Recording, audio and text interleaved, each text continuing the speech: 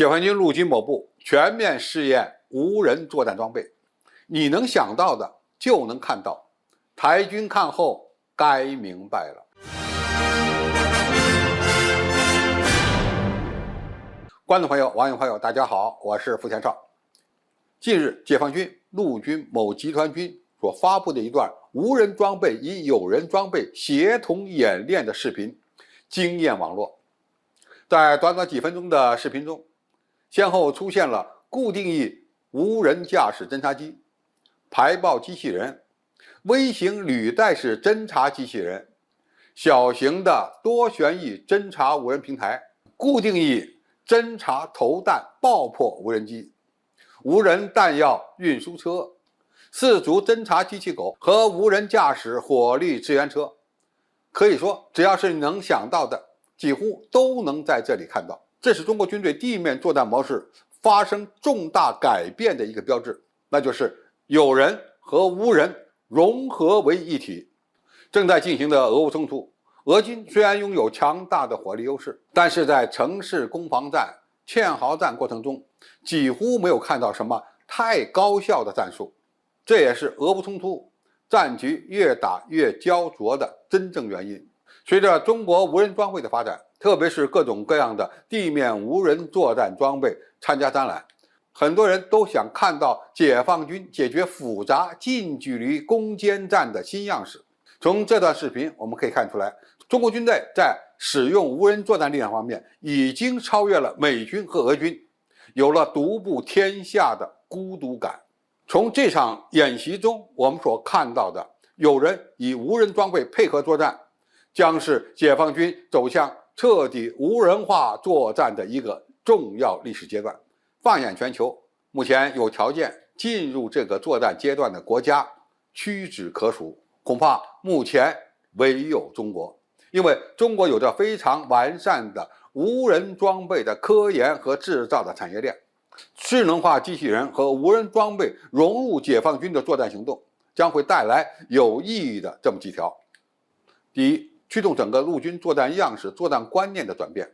从有什么武器打什么仗，转变为利用先进武器装备塑造战场的新形态。第二，大幅度提升军队进攻的作战效率，由无人装备执行后勤补给、火力支援、情报侦察、通讯保障。那么今后军队遇到了障碍，就会有更多的解决方案，整个作战体系就能够更加高效、高速的运转。第三，地面部队对整个战场的态势感知能力将远远超过对手。无人机、机器狗、履带式机器人都可以为部门提供从几公里到几十公里范围内的目标情报信息。在发现及摧毁的现代地面作战体系下，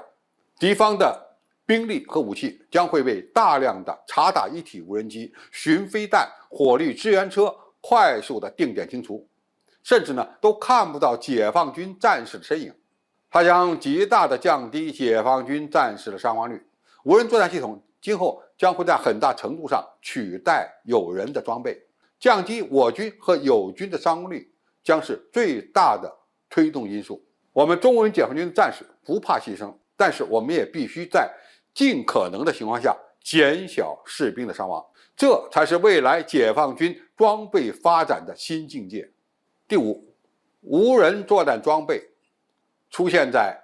空中、海面、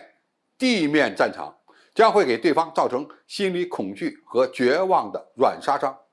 如果巷战时守军看到自己以命相搏的对象不是有生命的血肉之躯，而是一只有可能会被击伤但很难被杀死的侦察机器狗、挂枪无人机、汤雷无人车，那么顽抗到底的心理防线会不会瞬间崩溃呢？有人会问，既然无人装备这么发达了，为什么还只是士兵的辅助装备？这只能说明人工智能技术发展到现在还没有成熟。解放军现在要的就是要改变思维，率先走入无人与有人协同作战的阶段，慢慢的向无人作战为主的模式转变。